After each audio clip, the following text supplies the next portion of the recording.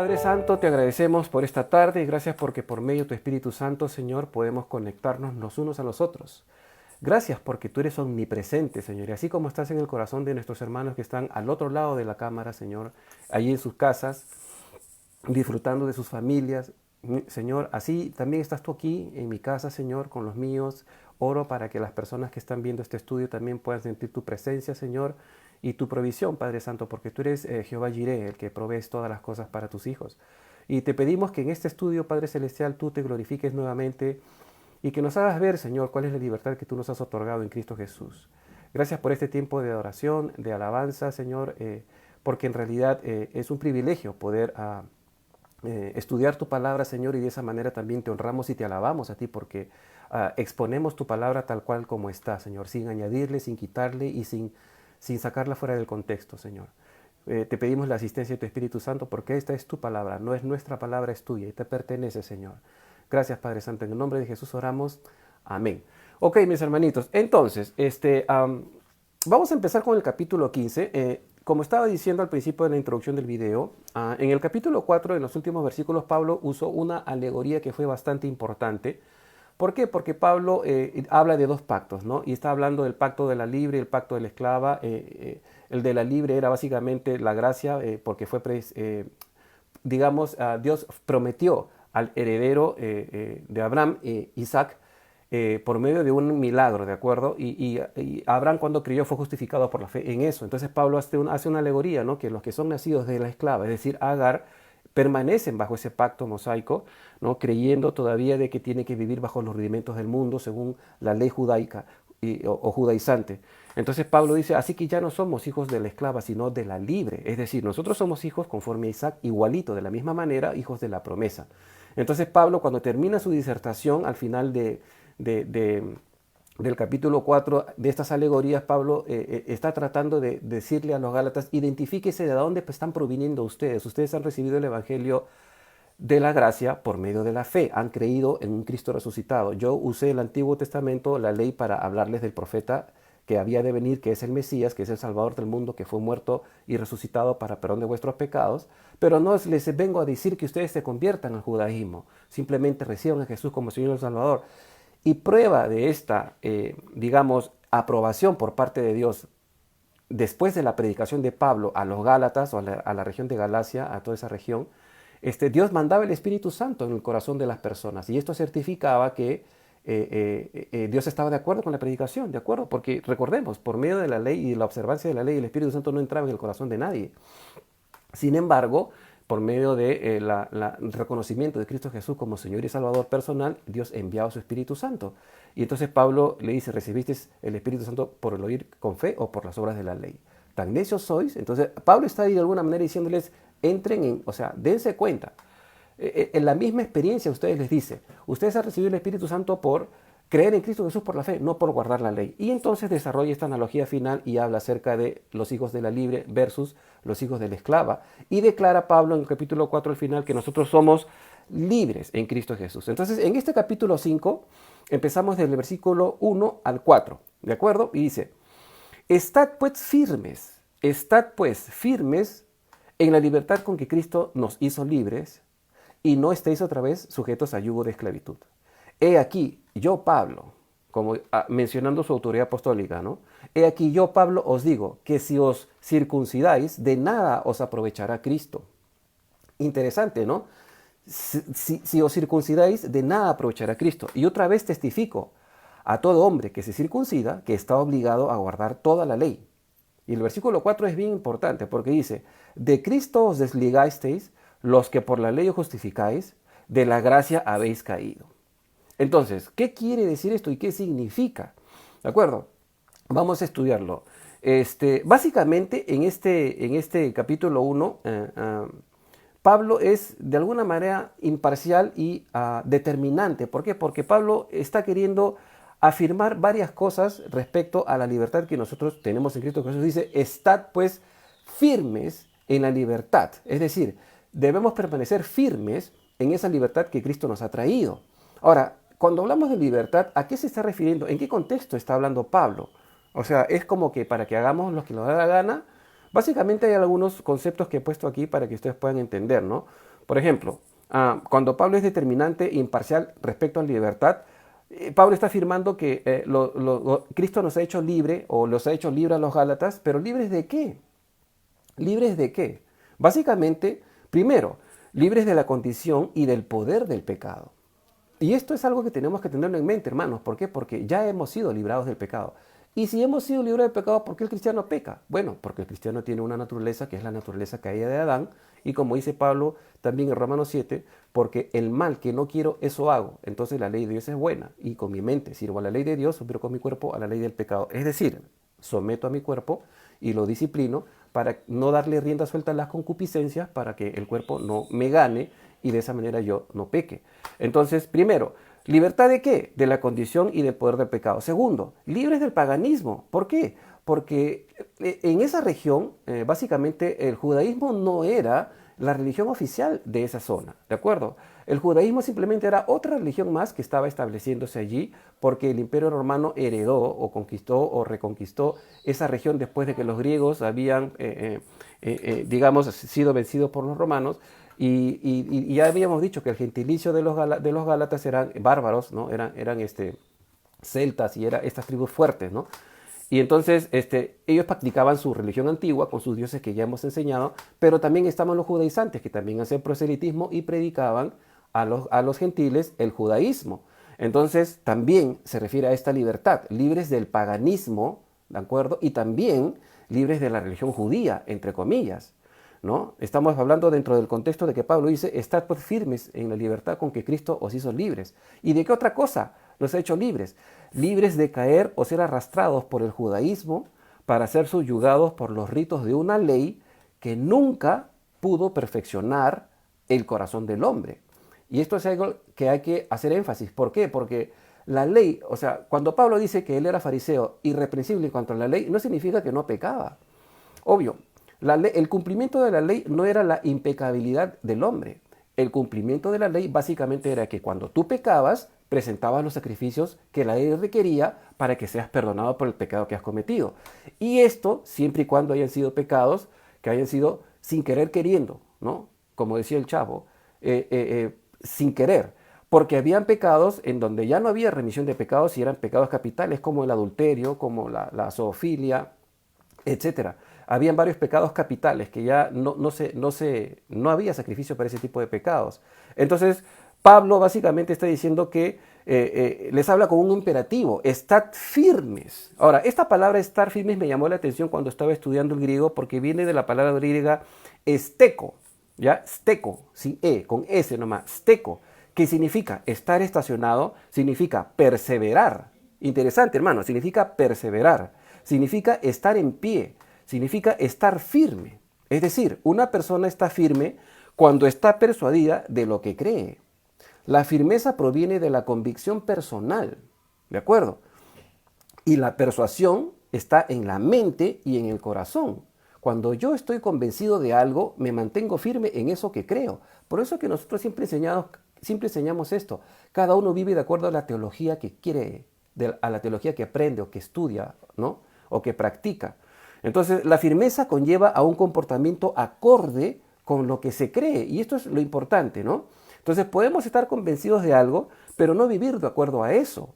Y esto es verdad, porque muchos cristianos, o mejor dicho, muchas personas están convencidas del cristianismo, pero no viven como cristianos. Es decir, hablan de Cristo y hasta oran, pero simplemente visita su Facebook para que te des cuenta qué hay en su corazón. Y de la abundancia del corazón habla la boca. Entonces, ¿qué podemos decir frente a esto? Nosotros los cristianos somos llamados a maldecir a nuestras autoridades, somos llamados a maldecir a los presidentes, a los gobiernos, o somos llamados a orar por ellos, ¿no? Sin ir muy lejos, no necesitamos hablar mal de los gobernantes ni de los que están postulando al gobierno, de los candidatos. Y sin ir muy lejos, de tu vecino, de tu hermano, de tu jefe, o de tu, no sé, de tu empleado, ¿no? Esto tenemos que, hasta allí tenemos que hacerlo llegar. Miren lo que dice en Romanos 6, del 17 al 18, dice, ¿no? Pero gracias a Dios que aunque eras esclavos del pecado, habéis obedecido de corazón a aquella forma de doctrina a la cual fuisteis entregados. Y libertados del pecado, vinisteis a ser siervos de la justicia. Entonces es importante tener esto en mente. ¿Por qué? Porque si simplemente creemos en teoría pero no practicamos, básicamente somos hipócritas.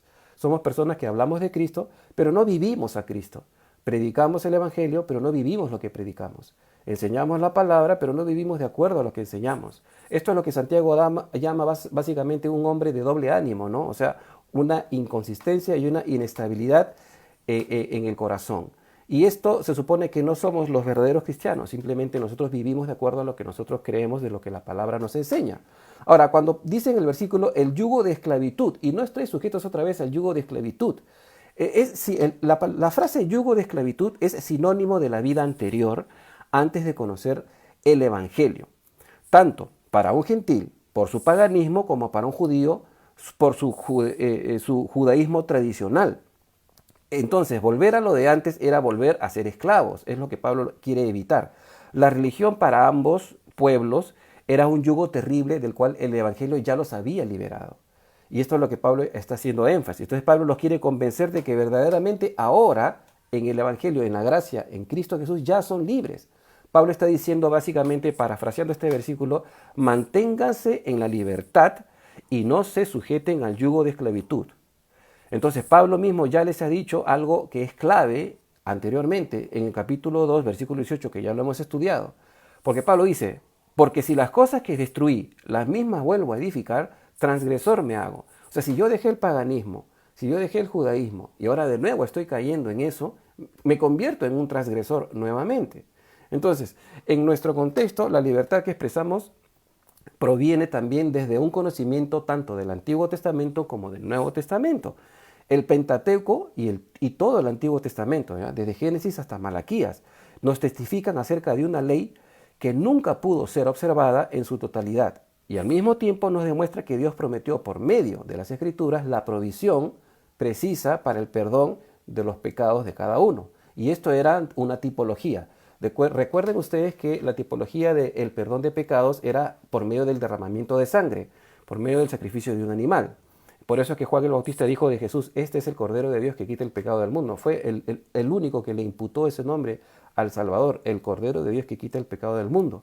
Un creyente actual de nuestros tiempos, es decir, un cristiano o una persona que se vuelve cristiana, al leer el Antiguo Testamento conoce la historia de redención de Dios, tanto de su pueblo como la redención de los gentiles también, porque Dios también tenía en mente justificar a los gentiles, por eso le dio de antemano la buena nueva a Abraham, diciendo, en ti serán benditas todas las familias de la tierra, ¿no?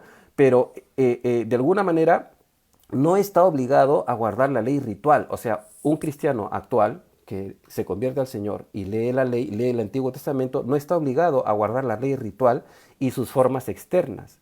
Entonces, esto no significa que de cajón nosotros podemos saltarnos el decálogo, por ejemplo, ¿no? O sea, como ya no estoy bajo la ley, entonces yo puedo mentir, puedo matar. No, no es así, ¿de acuerdo? Porque Dios ha escrito su ley en nuestros corazones y el Espíritu Santo es quien ha venido a morar en nosotros. Entonces, no podemos saltarnos el decálogo. De ninguna manera tenemos licencia para el libertinaje. En el versículo 2, continuando, Pablo habla del principal requisito según los judaizantes. Y este principal requisito era la circuncisión. Pablo dice, he aquí yo les digo, que si te circuncidas, de nada te aprovecha Cristo. Es decir, es en vano que te circuncides. Con esto Pablo hace una fuerte advertencia a los Gálatas. Ellos estaban pensando someterse a este rito de la circuncisión. Si ellos lo hacían buscando ser justificados y por esta obra o obediencia ellos creían que ya eran aceptados delante de Dios, entonces Pablo les dice que de nada les aprovechará Cristo. Ahora, no es que Pablo condenara tampoco la circuncisión por sí misma, porque tenemos un ejemplo en donde Pablo circuncidó a Timoteo para que cuando estaban llegando a Galacia para que él pueda entrar a la sinagoga de los judíos. ¿Por qué? Porque Timoteo era de madre judía, pero de padre griego. Entonces, para no causar tropiezo, le dijo a Timoteo, mejor te circuncidas para que estos judíos te dejen entrar a las sinagogas y me acompañes y prediquemos el evangelio allí. Pero no es que lo circuncidó para que Timoteo sea salvo, simplemente por una cuestión de adaptabilidad para que su ministerio pueda tener mayor alcance. Esto ustedes lo pueden ver en Hechos 16 del 1 al 3. Entonces Pablo se oponía más bien fuertemente a la teología judaizante que insistía en que la circuncisión era necesaria para recibir la salvación. Y es allí donde está la madre del Cordero. Cualquiera que fuera circuncidado por esta razón estaría añadiendo las obras de la ley, y esto demostraría que no había depositado una fe salvadora en Cristo Jesús. Entonces, ahora, todo el asunto judaizante rayaba de alguna manera en la circuncisión. Para ellos el rito de la circuncisión era básicamente la evidencia externa de que tú estabas recibiendo el pacto mosaico, y ahora que el evangelio había sido predicado, le querían los judaizantes a los gálatas obligarles a que de alguna manera se circunciden para completar la salvación. Entonces, esto era, digamos, el objetivo principal, ¿no? O sea, el asunto de la circuncisión rayaba con los judaizantes, ¿no es cierto? Entonces, ellos demandaban una obediencia máxima a este tipo de rito, y lo ponían como un requisito para perfeccionar la fe, cosa que Pablo de alguna manera dijo, esto es un evangelio diferente. Pablo llama esto anatema, y lo llama así porque es un evangelio diferente. Es decir, al evangelio de la gracia no le puedes añadir nada, ni siquiera la circuncisión, que en algún momento tuvo vigencia, pero no se puede añadir nada de eso. Entonces, hablando de la circuncisión como requisito indispensable según los judaizantes para la salvación, ¿de acuerdo? Nos hacemos una pregunta. ¿En dónde quedan las mujeres? ¿Dónde quedan las mujeres? Porque las mujeres no se pueden circuncidar. Entonces, ¿que la salvación solamente es para los hombres? ¿Por qué los judaizantes querían que los gálatas se circunciden para así ser salvos? Entonces la pregunta es, ¿y qué pasa con las mujeres? Si las mujeres no se circuncidan, ¿no eran salvas las mujeres? Entonces ahí había algo como diciendo, bueno, o sea, no está del todo claro, ¿no? O sea, tienes que circuncidarte para ser salvo, pero un ratito, ¿y mi esposa? ¿Ella no es salva? ¿O sí? ¿Cómo se circuncida ella? Por eso es que Pablo, en el capítulo 3 de mismo Gálatas, en el versículo 28, dice bien claro esto. Ya en Cristo Jesús ya no hay judío ni griego, no hay esclavo ni libre, no hay varón ni mujer. Ahí está, porque todos sois uno en Cristo Jesús. Entonces, los judaizantes tenían como su punta de lanza circuncidar a todo el mundo, a quienes podían. Pero ¿qué pasaba con la mujer? La mujer no era salva entonces, no tenía ninguna razón. Por esa razón era un absurdo tratar de imponer la circuncisión judaizante, pues dejaba fuera del asunto de la salvación a las mujeres. Era simple, la circuncisión no sirve para nada, pues Cristo ya fue ofrecido por nuestros pecados y Él mismo fue circuncidado al 8º día. Entonces, Él fue circuncidado conforme a la ley en favor nuestro. Ahora, en el versículo 3 Pablo dice que aparte de que volver a la ley desvirtúa la gracia, esto crea una obligación completamente nueva, al menos a los gentiles, ¿no? ¿Por qué? Porque si un gentil se circuncidaba, estaba obligado a guardar toda la ley. Entonces la ley es una unidad, es una totalidad. Y si alguno se sometía a cualquiera de estos preceptos para conseguir la justificación, entonces viene a estar sujeto bajo todo el sistema legal mosaico. Tendría que cumplir toda la ley, incluso la ley de los sacrificios y guardar todas las fiestas y todo, algo que ya estaba pasando en Gálatas. Por eso Pablo dice, guardad los días de las fiestas, me temo que ella trabajó en vano con ustedes. Esto es importante. Entonces, mira lo que dice Santiago para reafirmar esto. Santiago 2:10 dice, porque cualquiera que guardare toda la ley, pero ofendiere en un punto, se hace culpable de todos. Ahí está, la ley es una unidad. Entonces, si una persona se circuncidaba, tenía que cumplir con toda la ley. Y los gentiles no conocían nada de la ley. Entonces tendría que aprender todo el sistema mosaico desde el principio. Y era pues un tedio fatalista. Entonces los judaizantes imponían sin contemplaciones el rito de la circuncisión de la ley y el cumplimiento de los ritos de la ley con rigurosidad. Ellos querían judaizar y los gentiles tendrían que aprender desde cero. O sea que esto era prácticamente un absurdo. Ahora, en el versículo 4, ¿no? El versículo 4 indica que volverse a la ley y o aceptarla es además aceptar la circuncisión como una obra meritoria tiene implicancias graves. ¿Por qué? Porque para los gálatas, porque Pablo básicamente les está diciendo que si tú te circuncidas estás obligado a guardar la ley y no debes circuncidarte con ese propósito. Entonces, Pablo le dice bien claro, ¿no? Si tú te circuncidas para obtener la salvación, entonces te estás separando de Cristo. Por eso la palabra dice, ¿no? De Cristo os desligasteis, lo que por la ley justificáis, de la gracia habéis caído.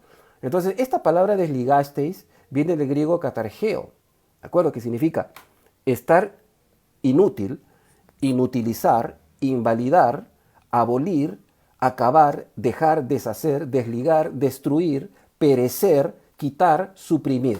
Esto es lo que Pablo les estaba diciendo a ellos. Si tú te circuncidas creyendo que así eres salvo, entonces estás anulando la cruz de Cristo, estás dejando la cruz de Cristo, estás sustituyendo la cruz de Cristo por el rito de la circuncisión de una religión judía que ya no tiene vigencia. Pablo les hace ver que estarían dejando la esfera de la fe en donde opera el Señor y por lo tanto han roto con Cristo, como está en la traducción de la Nueva Versión Internacional del 95. Ahora, de la gracia habéis caído. ¿Qué significa de la gracia habéis caído? O sea, no era que podían ellos perder la salvación, porque este no es el contexto en esta epístola, ¿de acuerdo? La ley tenía como propósito llevarlos al conocimiento del Mesías, obvio. ¿Cómo tú conoces del Mesías si eres un gentil? Tenías que leer el Antiguo Testamento, ahí era prometido el Mesías, y también a los profetas y los salmos. Entonces, tenías que leer el Antiguo Testamento para conocer de que el Mesías efectivamente sí era el Mesías. Pero una vez manifestado el Mesías, entonces la ley ya cumplió su propósito, su tutoría ya cumplió. Entonces, si los gálatas aceptaban la circuncisión como requisito para la salvación, estarían dejando el pacto de gracia para sustituirlo por el sistema legal. Ahora, actualmente, hermanos, se repite el mismo error. ¿De acuerdo? Cuando un creyente deja la fe y deja la iglesia, que centra su doctrina en la salvación por gracia, a través de la fe, forzosamente va a tener que cumplir con las obras de esa falsa doctrina que enseña que tú tienes que mantener tu salvación haciendo obras, arrepintiéndote a cada rato, imponiéndote castigos o flagelos como disciplinar al cuerpo. El catolicismo, por ejemplo, practica todavía. Hay diferentes alas, diría yo, ramificaciones, ¿no? Los jesuitas, los marianitas, etcétera, que el catolicismo tiene, incluso los monasterios en donde están las monjas y los que van a ser sacerdotes y todo, y ellos tienen aparatos incluso donde se flagelan. No sé si hasta ahora los tendrán, pero en la Edad Media usaban eso para aplicar dolor al cuerpo, porque así pensaban que sacrificaban o que luchaban contra la carne y disciplinaban a la carne, como la Santa Rosita de Lima, acá en el Perú. Y esto pues era un absurdo. Y no solo eso, también hay sectas que imponen el ascetismo, es decir, abstinencia total de alimentos, de cierta clase de alimentos, o hay iglesias que imponen el legalismo para demostrar salvación y santidad. Y esto pues es un absurdo, porque en Cristo somos libres, ¿de acuerdo? Entonces, caer de la gracia es invalidar y neutralizar el sacrificio de Cristo. Si aceptamos a Jesús por la fe, somos declarados justos y santos por Dios mismo. Ahora, el legalismo afecta directamente la relación con Dios de una manera dramática. ¿Por qué? Porque cambia el concepto de la confianza en el amor perdonador de Dios y lo sustituye por el miedo al castigo. Y esto es mucho de lo que muchos cristianos viven ahora. Es decir, obedecen al Señor porque tienen miedo de que Dios le vaya a mandar una enfermedad o los vaya a matar. ¿Ya? Y Dios no es así. ¿No es cierto? Yo obedezco al Señor porque lo amo. ¿No? Porque le amo, entonces no hago cosas que le desagradan. Pero no porque Dios me va a matar cada vez que se me sale una mentira o una lisura, o etcétera. Entonces, nuestra relación con Dios es una relación de amor, no es una relación legal, no es un contrato legal, es una relación de amor. Muchas personas proyectan una imagen de Dios como un demandador de buenas obras, que Dios está demandando para ganar puntos y así merecer más atención o más favor de Dios. Eso es religión, eso no es una relación con Dios. La gracia de Dios nos ha imputado la justificación por la fe en Cristo, pero no excluye al creyente de los efectos y consecuencias de su libertad. Repito, porque esto es importante. La gracia de Dios nos ha imputado la justificación por la fe en Cristo. O sea, somos justos, hemos sido declarados justos, pero no excluye al creyente de los efectos y consecuencias de su libertad y su conducta. Dios es Padre y es un Padre perdonador. La gracia que tiene Dios no es coercitiva, es decir, no obliga a nadie a nada. Pero si nosotros pecamos, Dios ha provisto el sacrificio perfecto, el nombre de Jesús. ¿De acuerdo? Su sangre ha obtenido eterna redención para cada uno de nosotros. 1 Juan 1.9 dice, si confesamos nuestros pecados, Él es fiel y justo para perdonar nuestros pecados y limpiarnos de toda maldad. Lo que significa que el cristiano peca. ¿Y por qué? Porque Pablo lo dice en Romanos 7. ¿No? Hay un conflicto en mí, ¿no? El viejo hombre contra el nuevo hombre, la imagen de Cristo contra el hombre pecador. Miserable de mí, ¿quién me librará de este cuerpo de muerte? Gracias a Dios, a Cristo Jesús, Señor nuestro. Jesucristo es la solución para nuestra vida interior personal. Entonces, el sistema de la ley proveía sacrificios de animales para el perdón, Pero Cristo vino como el Cordero de Dios que quita nuestro pecado. Miren lo que dice en Romanos 6:14. Apunten la cita o léanlo o después miren el video. Dice Romanos 6:14, porque el pecado, interesante, ¿no? Porque el pecado no se enseñoreará de vosotros, pues no estás bajo la ley, sino bajo la gracia. Y esto hay que mentalizarlo, ¿de acuerdo? Aquellos hermanos que de alguna manera cuando se convierten han tenido una adicción fuerte, como por ejemplo la pornografía o las drogas o el alcoholismo, adicciones en donde el cuerpo necesita ciertas sustancias, la dopamina entra ahí en saturación y necesita ciertas cosas para mantenerte equilibrado porque está, como dice Pablo, ¿no? El cuerpo está viciado conforme a los deseos engañosos del corazón. Entonces, de alguna manera, esto también es un proceso, ¿no? Por eso yo siempre digo, ¿no? Una cosa es cuando una persona se convierte al Evangelio, sí, nace de nuevo, pero a veces la conversión también es un proceso. ¿De acuerdo? La conversión es un proceso. Es decir, yo nací de nuevo, pero hay ciertos vicios que con el tiempo el Señor me va a ir curando, me va a ir sacando me va a ir sanando. ¿De acuerdo? Continuamos, hermanos. Versículos 5 y 6. Hoy día vamos a avanzar hasta el versículo 15 nada más, así que estamos a mitad de estudio. El versículo 5 y 6 dice, pues nosotros por el Espíritu aguardamos por la fe la esperanza de la justicia. Interesante. Porque en Cristo Jesús, y esto es lo que Pablo es bien enfático, en Cristo Jesús ni la circuncisión vale algo, ni la incircuncisión, sino la fe que obra por el amor. En otras palabras, te circuncides o no, no tiene ningún propósito con respecto a tu salvación. No le hace nada que te circuncides o no. No tiene nada que ver. El versículo 6 lo repito. Porque en Cristo Jesús ni la circuncisión vale algo, ni la incircuncisión, sino la fe que obra por el amor. Entonces, en este versículo 5, en contraste con los legalistas, los verdaderos creyentes aguardamos con esperanza y por la fe, no por las obras, ¿de acuerdo? ¿Ya? La consumación de nuestra salvación, eso es lo que estamos esperando. Entonces, esta esperanza de la justificación tendrá su cumplimiento completo. Con el retorno de Cristo, los creyentes quedarán completamente justificados. Ahora, acá hay algo que explicar. ¿Por qué? Porque nosotros ya somos salvos y hemos sido justificados en el Espíritu y hemos sido santificados, ¿de acuerdo? Y limpiados con la sangre de Cristo Jesús. Por eso tenemos acceso al trono de Dios, ¿de acuerdo? Por eso podemos presentarnos frente a Dios y Dios nos mira como si nunca hubiésemos pecado. Claro, le costó a Cristo Jesús su vida y su sangre, ¿de acuerdo? Pero esta imputación que Dios hace en nosotros todavía está en un proceso. Próximamente lo que va a completar nuestra justificación y nuestra redención es la glorificación de nuestros cuerpos. Cuando el Señor venga y se lleve a su iglesia y nos seamos transformados según 1 Corintios 15, entonces ahí recién nuestro cuerpo transformado ya no habrá más pecado, no habrá más aguijón de la carne, no habrá más problema ni enfermedad. Ahí recién se va a completar. Por eso que dice, estamos aguardando la esperanza de la justicia. Es en ese contexto en que Pablo está hablando. Entonces, cuando seamos glorificados, la justicia interna, es decir, la espiritual y legal que comenzó con la justificación por fe, quedará completada externamente. Y Dios reconocerá a todos los creyentes como sus hijos legítimos. ¿Por qué? Porque ya, como dice Pablo, ¿no? Ahora vemos oscuramente como por espejo. Porque en ese tiempo los espejos eran de unos latones, pues, ¿no? Donde se reflejaban borrosamente, no es como los espejos de ahora. Pero entonces seremos transformados a su imagen porque le veremos cara a cara tal como Él es. Y esto es lo grandioso, ¿no? Y Daniel también dice que vamos a ser transformados como estrellas a perpetua eternidad. Esto es maravilloso, ¿no? Es algo que no merecemos, pero Dios así lo ha querido hacer. Y esto es la esperanza a la que nos está llamando Pablo en estos versículos. Entonces Dios nos va a glorificar en cuerpo y de alguna manera vamos a asemejarnos a Cristo Jesús. Entonces, miren lo que dice para reforzar este pensamiento, lo que dice en 1 de Pedro 1:1. Primera de Pedro capítulo 1 del 3 al 5 dice: Bendito el Dios y Padre de nuestro Señor Jesucristo, que según su grande misericordia nos hizo renacer para una esperanza viva, por la resurrección de Cristo Jesús de los muertos, para una herencia incorruptible, incontaminada e inmarcesible, reservada en los cielos para vosotros. Amén. Que sois guardados por el poder de Dios mediante la fe, para alcanzar la salvación que está preparada para ser manifestada en el tiempo postrero. O sea, Pedro está diciendo aquí que nuestra salvación se va a completar en el tiempo postrero. Ahorita ya somos salvos. Y hermanita, si no lo sabías, te lo digo, ya estamos viviendo la eternidad. Solo que estamos esperando la glorificación de nuestros cuerpos. Básicamente eso es lo que está esperando el creyente.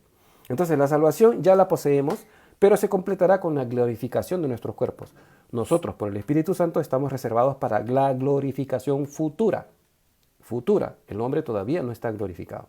Esa glorificación es un estado en donde el pecado ya no mora más. El creyente va a ser completamente liberado del estado del pecado. Es decir, vivirá en una perfección conforme a Cristo. Y al mismo, semejante a Cristo Jesús. Ahora, en el versículo 6 que hemos leído, Pablo aclara que los que están en Cristo Jesús, es decir, los cristianos, ¿de acuerdo? Porque en Cristo Jesús han recibido la salvación, ni la circuncisión ni la falta de ella tiene importancia. O sea, lo que de verdad importa y se hace relevante y evidente es la fe que obra por el amor. Y esto hay que anotarlo, aquí hay que subrayarlo. La fe que obra por el amor. Y se manifiesta en nosotros por el Espíritu Santo que habita en nuestros corazones.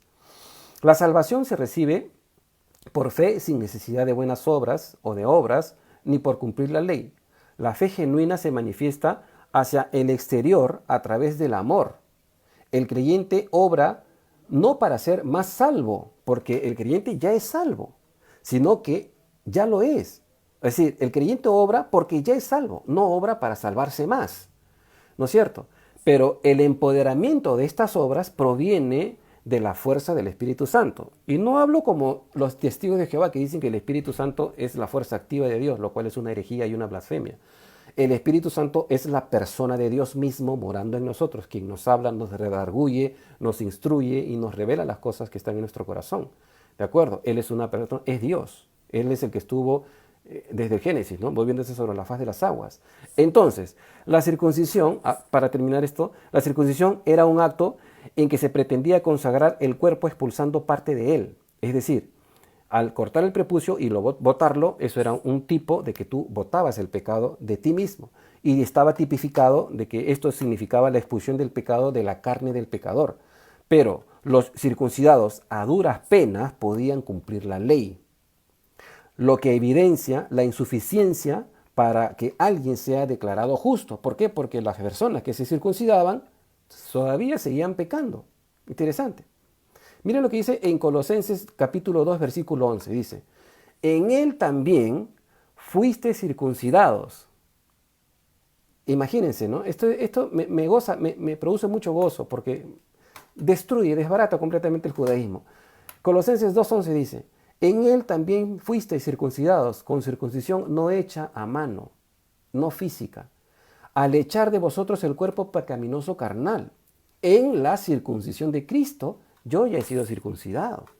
Entonces, Cristo mismo fue circuncidado y por consiguiente, nosotros no estamos obligados a circuncidarnos, porque Él lo hizo por nosotros. Y aquí hay un paréntesis para observar. ¿Por qué? Hay una preguntita, ¿no? Por ejemplo, ¿no? Hablando de los gentiles, básicamente, ¿no? Porque los judíos se circuncidan sí o sí a los 8 días de nacido.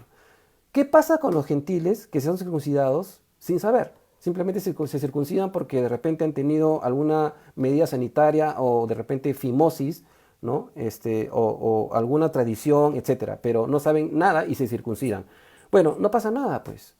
O sea, una persona que lo circuncidaron porque sus papás pensaban que era lo mejor para él, no tiene que volverse judío porque ya está circuncidado. Es decir, no tiene nada que ver. Hay doctores que incluso recomiendan la circuncisión como una medida profiláctica, pero no estamos hablando de salvación, estamos hablando de una cuestión profiláctica, de salubridad, ¿de acuerdo? Pero los judaizantes tenían la circuncisión como la puerta, digamos, para entrar al pacto de Dios bajo la ley mosaica y completar la salvación, algo a lo cual Pablo llama evangelio diferente. Entonces, no tenía razón de ser. Avanzamos, versículos 7 al 10 dice, y vosotros corríais bien.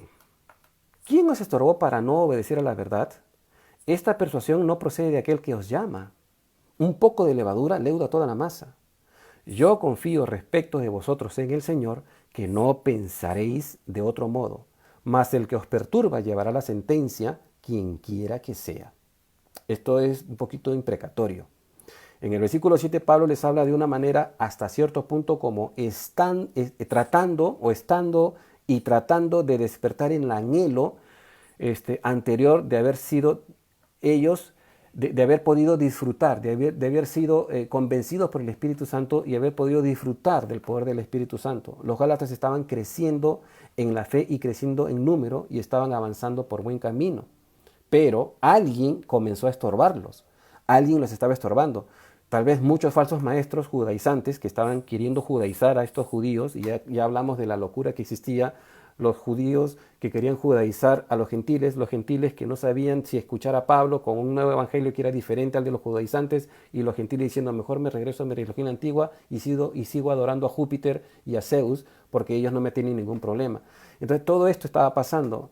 Entonces eran estorbados. Sin embargo, Pablo está refiriéndose aquí a los judaizantes, los falsos maestros. O sea, no solamente Pablo de alguna manera quería poner a los Gálatas en prevención contra ellos, sino también contra la doctrina de la salvación por la fe. Ahora, de seguro, Pablo se estaba refiriendo a dirigentes religiosos judíos, porque él sabía, Pablo es un ex fariseo, así que él sabe de lo que está hablando. Pablo es un ex fariseo, y el celo de los fariseos era muy aplastante. Pablo andaba con cartas autorizadas por el Sanedrín para matar a los cristianos y perseguirlos y meterlos a la cárcel, ¿no? El remordimiento que habrá sentido Pablo después de su conversión habrá sido duro. Y Dios ha tenido que sanar el corazón de Pablo también. ¿Por qué? Porque ellos ejercían una persuasión constante. Pero sin embargo, en el versículo 8, Pablo les dice que la persuasión no viene de parte del quien los llama. Ahora, ¿quién los está llamando a los Gálatas? Obviamente, pues los llama el Señor. El Señor los ha llamado a él. ¿Por qué? Porque Dios envió a Pablo a la región para que escuchen ellos el Evangelio. Entonces Dios es el que inició la conversión de los Gálatas. De alguna manera, Pablo no estaba exagerando el problema. Y ahora, Pablo cita un proverbio relacionado con el efecto que provocan las falsas enseñanzas. Y este proverbio, este proverbio que dice un poco de levadura leuda toda la masa, era un proverbio de la época, contextualizado en esa época. ¿De acuerdo? Y es verdad, en nuestros tiempos se ve. Ustedes han comido picarones, echan un poquito de levadura en la masa para los picarones y al día siguiente la masa se infla totalmente. Ustedes saben, los picarones creo que se hacen de zapallo, si mal no recuerdo, y le echan un poco de levadura y al día siguiente dejan fermentar y la levadura hace crecer la masa así, crece. Es espantoso, la levadura infla todo. Por eso Pablo usa este proverbio y dice, un poco de levadura leuda toda la masa, es decir, se mezcla con toda la masa. Ahora, tal vez los que se habían convertido al error del judaísmo otra vez, o algunos gentiles que habían sido paganos, que habían sido convertidos al evangelio, estaban cayendo en el judaísmo, de alguna manera de repente eran pocos, pero los creyentes debían estar en guardia, ¿no? Si no querían que todas las iglesias se contaminaran, las iglesias de la región. Recordemos que Galacia no era una iglesia, era un conjunto de iglesias, Listra, Iconio, Derbe, varias ciudades que estaban comprendidas. Una pequeña desviación de la verdad, por pequeña que fuera, puede destruir todo el sistema de la gracia, puede destruir toda la doctrina. La doctrina bíblica puede... de alguna manera, en la doctrina bíblica pueden haber diferentes aspectos de un mismo tema, ¿de acuerdo? O sea, hay diferentes iglesias, diferentes denominaciones y hay diferentes doctrinas cristianas, ¿de acuerdo? Entonces, hay diferentes ángulos que llevan al mismo resultado y confirman la revelación de la doctrina de la palabra.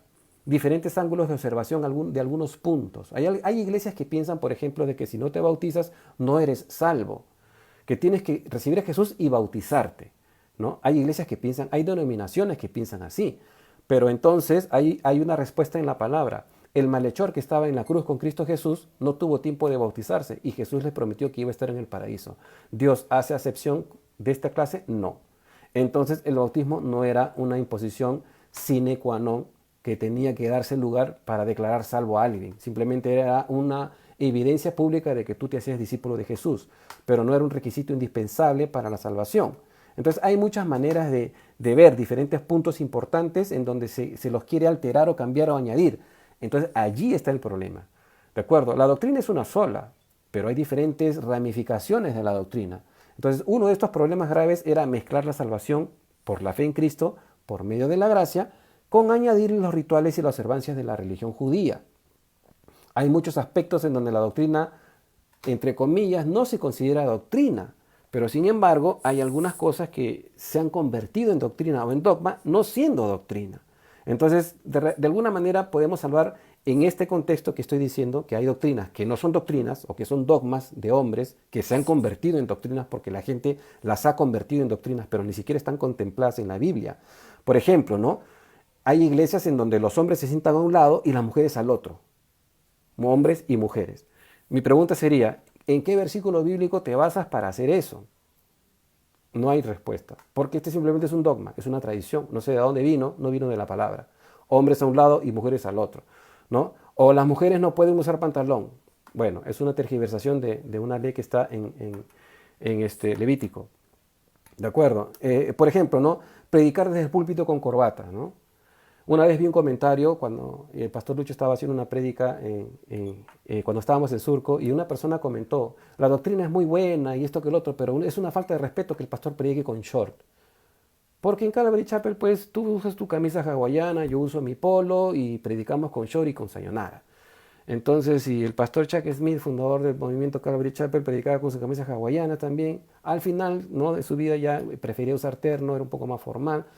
Pero hermano, o sea, eso solamente son formas, ¿de acuerdo? Ahora, la vestimenta, ¿no? Las mujeres no pueden usar pantalón y tampoco se puede pintar y no se pueden cortar el pelo chico. Una mujer que se corte el pelo chiquito, bueno, está pecando, pues, ¿no? En todo caso tiene que usar velo. Hay congregaciones en donde usan velo, hermano, se los digo. Y no hablo de los israelitas del Nuevo Pacto. Congregaciones que usan velo, literal. Mujeres que usan velo. Entonces, el estilo de la música en la alabanza, por ejemplo, ¿no? Hay muchas personas que... Hay un evangelista famoso en Estados Unidos, no quiero mencionar su nombre, pero que habló un poco mal de Chuck Smith. Cuando estaba vivo hablaba bien, pero cuando Chuck Smith falleció, habló mal, diciéndole que por culpa de Chuck Smith ya no se cantaban himnos en las iglesias.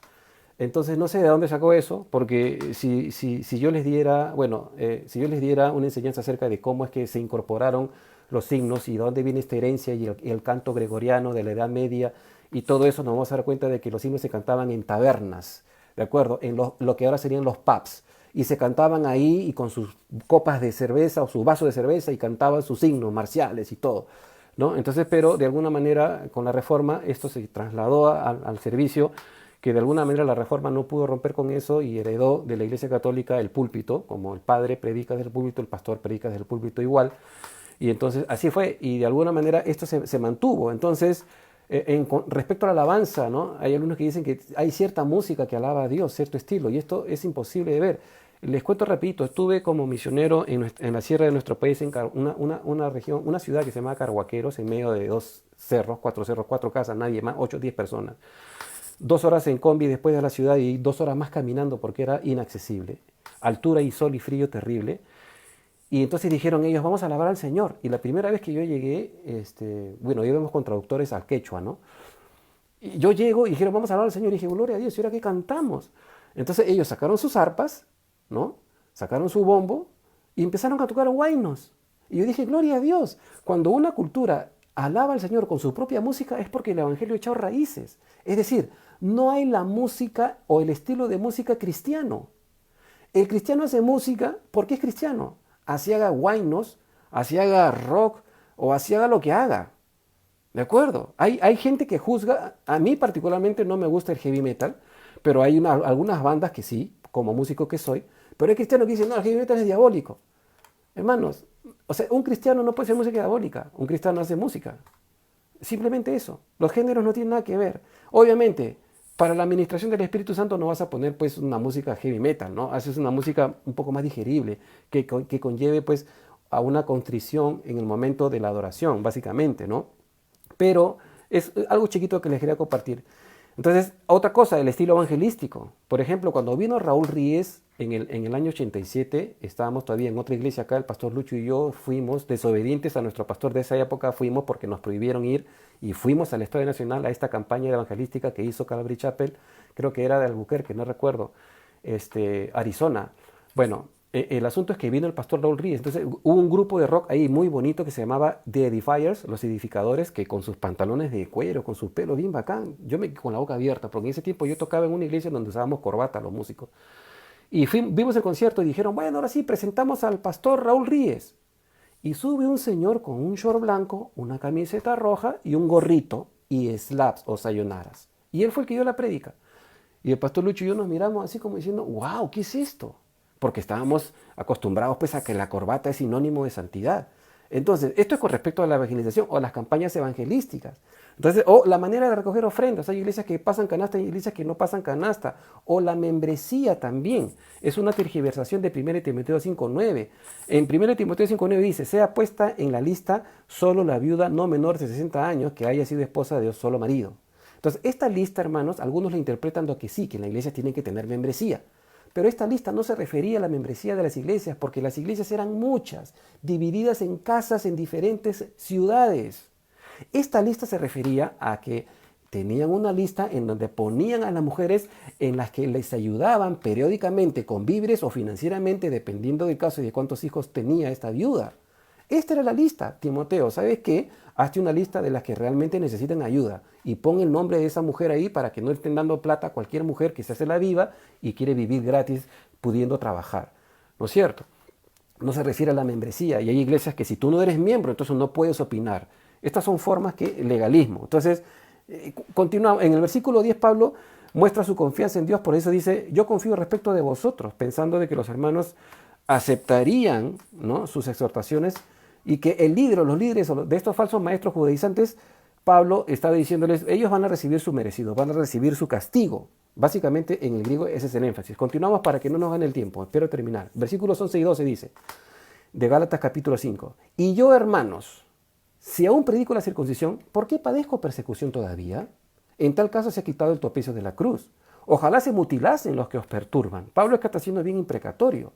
Entonces Pablo demuestra que él ya no predica la circuncisión y por eso es que justamente los judaizantes lo perseguían, porque él hablaba en contra de la circuncisión. Entonces Pablo dice, si en verdad yo predico el mensaje de la circuncisión, entonces ¿por qué los judaizantes me están persiguiendo? ¿Por qué padezco persecución? Si todavía yo estoy predicando la circuncisión. Si yo predicara la circuncisión, ¿por qué me persiguen los judaizantes? Y es que Pablo estaba en contra de eso. En el supuesto caso, Pablo estuviera predicando la circuncisión, el tropiezo de la cruz se había quitado, porque hubiese dejado de existir en el ministerio. La cruz era el tropiezo para el judaizante porque demostraba que el Mesías había sido muerto por el pueblo, ¿de acuerdo? Pero Dios resucitó a Cristo Jesús haciéndolo Señor y Salvador. Entonces la gente judía y los judaizantes todavía sentían ofensivo el evangelio. ¿Por qué? Porque era una salvación por fe, gratis, sin hacer ningún rito ni ningún sacrificio, ni nada por el estilo. En el versículo 12, por la preocupación que Pablo sentía por el evangelio de la gracia de Dios, él expresa un deseo imprecatorio, como dije. Con cierta ironía deseaba que los judaizantes, que eran tan insistentes en la circuncisión, se mutilasen a sí mismos. Los sacerdotes paganos de Asia Menor, y este es el contexto por el cual dice, ojalá se mutilasen los que os perturban. Los sacerdotes paganos de Asia Menor, que se dedicaban al culto de la diosa Cibeles, que era una diosa griega originaria de Frigia, que también se le llamaba Madre Tierra, y que en Roma tenía otro nombre, que era Magna Mater. En esa época en Roma se hablaba latín. Entonces, estos sacerdotes se castraban a sí mismos como parte de su dedicación y adoración. Y entonces Pablo hace esta alusión porque él deseaba tal vez que, así como los judaizantes están fastidiando a cada rato, fregando a los gálatas, entonces que se corten todo de una vez y así ya no dejen de fastidiar. Por eso, ojalá se mutilasen los que os perturban, porque tanto que insisten en la circuncisión, espero que se mutilen y ellos ya no molesten más. Entonces vamos a leer los últimos 3 versículos y ya estamos cerrando el estudio. Versículo 13 al 15 dice, porque vosotros, capítulo 5, versículo 13 al 15, porque vosotros, hermanos, a libertad fuisteis llamados, solamente que no uséis la libertad como ocasión para la carne, sino servíos por amor los unos a los otros, porque toda la ley en esta sola palabra se cumple, amarás a tu prójimo como a ti mismo. Pero si os mordéis y os consuméis, pero si os mordéis y os coméis unos a otros, mirad también que no os consumáis. Entonces Pablo está siendo bastante enfático aquí. En este versículo 13 que hemos leído, Pablo reafirma el hecho de que los cristianos hemos sido llamados a ser libres. Ya dije, libres del pecado, libres de toda religión pagana o judía y de las tradiciones ancestrales, ¿de acuerdo? Libres de todo tipo de legalismo religioso, libres de la influencia de las costumbres culturales. Esto es importante. Entonces, la libertad de un cristiano, hermanos, se los explico rapidito. La libertad de un cristiano no radica en haber sido soltado o liberado de toda influencia externa o interna, relativo a lo moral, emocional o cultural, ¿ya? Es decir, al cristiano Dios no le ha dicho, haz lo que te dé la gana con tal que leas tu Biblia. Esa no es la libertad. de la que estamos hablando. El cristianismo ofrece una libertad dentro de una esfera espiritual, pero aunque el cristiano es realmente libre, su libertad depende de su conexión y unión con Cristo. Y esto lo demostramos con Juan 8:36, que dice: así que si el Hijo os libertare, seréis verdaderamente libres. Es interesante. Entonces, la libertad en realidad es en el servicio a Dios. Es decir, yo sirvo a Dios porque soy libre. Servir a Dios no significa ser pastor de una iglesia. Tú puedes servir a Dios en tu casa, en tu trabajo, en tu universidad, en tus estudios, en tu colegio, en donde sea. Servir a Dios no es hacer obra de ministerio. Servir a Dios es vivir una vida para Dios. Eso es el servicio, servir a Dios. En justicia, debido a la justificación que el Espíritu Santo ha hecho en nosotros y a la santidad que todos los cristianos practicamos o deberíamos practicar. Una santidad práctica. Entonces, aunque hay cristianos que aún, entre comillas, son esclavos en cierta medida de algunos pecados, ¿de acuerdo? Porque son vicios, como ya expliqué hace un momento, esto no les quita el privilegio de ser libres en Cristo. Por eso es que el albedrío sigue estando intacto en el cristianismo, aunque el cristiano ha sido comprado por Cristo, el albedrío sigue siendo intacto. Por eso es que Pablo dice: ocupaos en vuestra salvación con temor y temblor. No porque la vas a perder, sino simplemente porque es tu responsabilidad. Entonces, en esta libertad hay deberes y requerimientos que son parte de la nueva vida a la que hemos sido introducidos. Recordemos que hemos sido trasladados del reino de las tinieblas al reino de Cristo y somos ciudadanos de ese reino, y hay un rey y hay unas leyes. Entonces, como estas leyes no son legalistas ni ritualistas como en el judaísmo, más bien operan en el principio del amor y del servicio mutuo.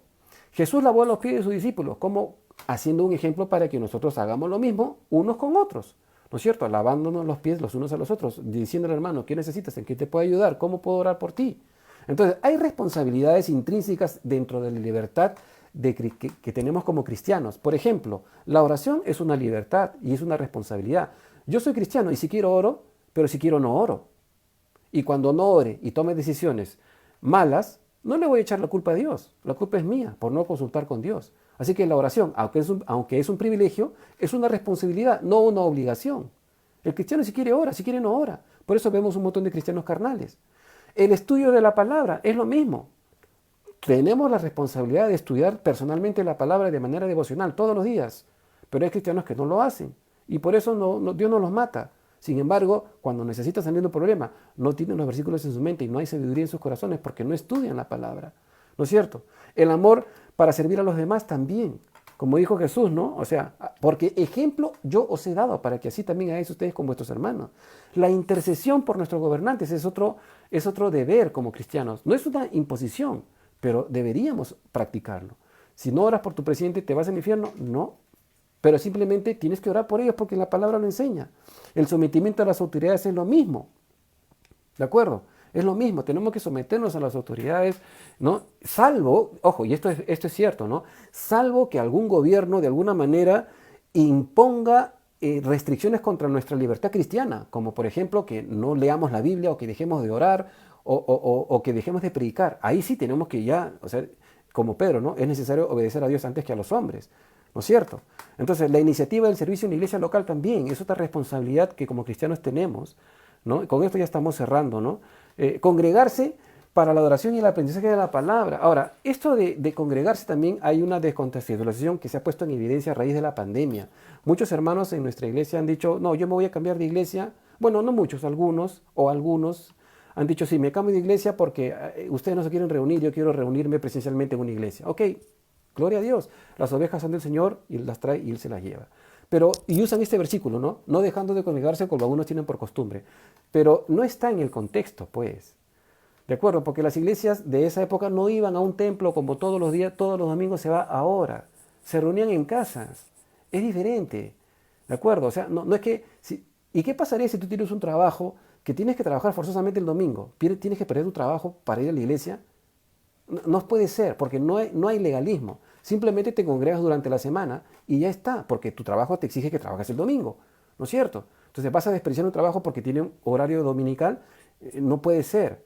Entonces, la evangelización para predicar la palabra trae a cuantos podamos, o sea, nosotros tenemos que predicar la palabra a tiempo y fuera de tiempo. Ahora, por otro lado, la carne debe ser sometida al Espíritu Santo. Estoy hablando dentro de las responsabilidades de esta libertad que nos ha sido dada. Es decir, una vida disciplinada y primordial. La disciplina personal es muy importante con la lectura de la palabra y la oración. Porque si yo oro y leo la Biblia, la palabra y la medito, entonces también tengo que disciplinar mi manera de pensar. Ya no voy a mirar páginas que no debo, no debo ver programas que no debo hablar como otros hablan. ¿De acuerdo? Entonces, la lucha contra la carne debe ser constante, pero no en nuestras propias fuerzas, obvio, sino en el poder del Espíritu Santo. ¿De acuerdo? ¿Por qué? Porque, hermanos, el primer enemigo que tiene el cristiano no es ni siquiera ni Satanás ni el mundo. Eres tú mismo, tu propia carne. Pablo dijo, miserable de mí, ¿quién me librará de este cuerpo de muerte? Entonces, esto es importante de anotar, ¿no?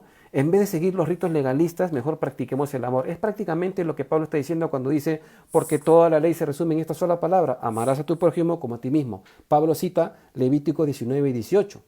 Ahora, por último, en el versículo 15 es bien descriptivo. Las disputas de los falsos maestros contra los que se mantenían firmes eran tales que la iglesia en toda la región estaban divididas y estaban sumergidas en amargas contiendas. Pablo les reprende diciendo que si se siguen mordiendo o comiendo unos a otros, pueden llegar a desintegrar la iglesia en general, en la región. Y esto era perjudicial para el testimonio personal como para el testimonio de la iglesia local también. Estamos hablando de 3 ciudades principales, Listra, Derbe y Iconio. ¿De acuerdo? Lo mismo pasa hoy, hermanos. Hay denominaciones que están en una pugna y pelea doctrinal, ¿no? Y usan hasta las redes para hablar de doctrinas y pelearse y todo, de formas y de métodos. Entonces Satanás, lamentablemente hay que admitirlo, ha logrado dividir el cuerpo de Cristo en el denominacionalismo, en facciones, de tal modo que el mundo ya no quiere saber mucho con lo que es el evangelio en sí, ¿no? ¿Por qué? Porque hay muchas iglesias que creen diferentes cosas y esto es un problema grave. Entonces, presentar a un Dios tirano, autoritario, como por ejemplo lo hizo el calvinismo en el siglo XVI y XVII, fue terrible. En la época de las luces, en la época de la revolución filosófica y todo, dejaron a la Biblia porque Dios se volvió un tirano. Enseñaron que hay un Dios que predestina a la gente para mandarlos al infierno y que se complace en hacerlo. Eso predicaban. Y entonces el mundo secular dijo, no, yo no quiero este Dios, mejor es científico. Salió Darwin con su evolución de las especies y los agnósticos y los ateos tuvieron ahí su base para seguir desarrollando su agnosticismo, su ateísmo. ¿Por qué? Porque la iglesia falló, presentaron a un Dios que era un tirano, que te crea para mandarte al infierno a propósito y que le gusta hacerlo. Eso fue terrible, pero sucedió en la historia, ¿de acuerdo? Entonces, para terminar, hermanos, hasta este versículo 15 hemos llegado. Mantengámonos en la libertad con la que Cristo nos hizo libres. Permítame robarle un minutito más. Mantengámonos en la libertad con que Cristo nos hizo libres y no estemos otra vez sujetos al yugo de esclavitud. Es decir, cualquier cosa que te esclavice a ti, libérate.